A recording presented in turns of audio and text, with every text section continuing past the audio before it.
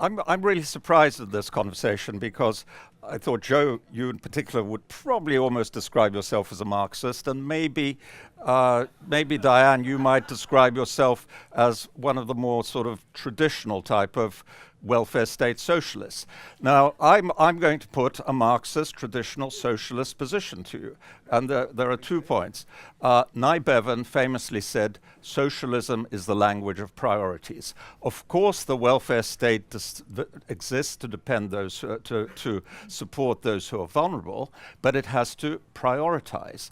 And the clear priorities of the welfare state, not just under the Tory government but for the last 30 years, has been, as Tom says, to prioritize the old at the expense of the young, and particularly the most vulnerable. I'm sorry to interrupt you. You just look at government spending. Look what's happened to pension spending.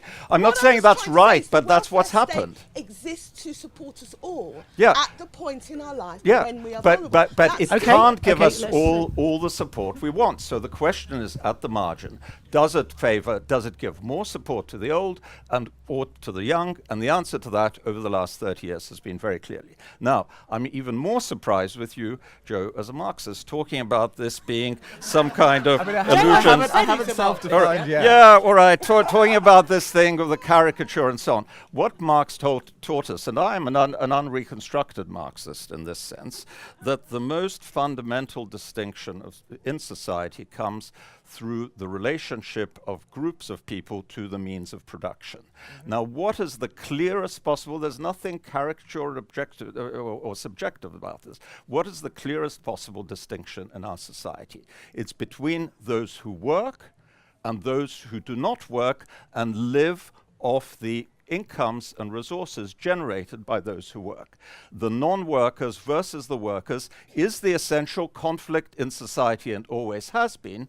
The big change between the 19th century and the 21st century is that the non-workers who mattered in the 19th century were the capitalist classes, the so-called owners of capital. The non-workers who matter in the 21st century are the retired. They're not the young, because the young are being prepared to be workers.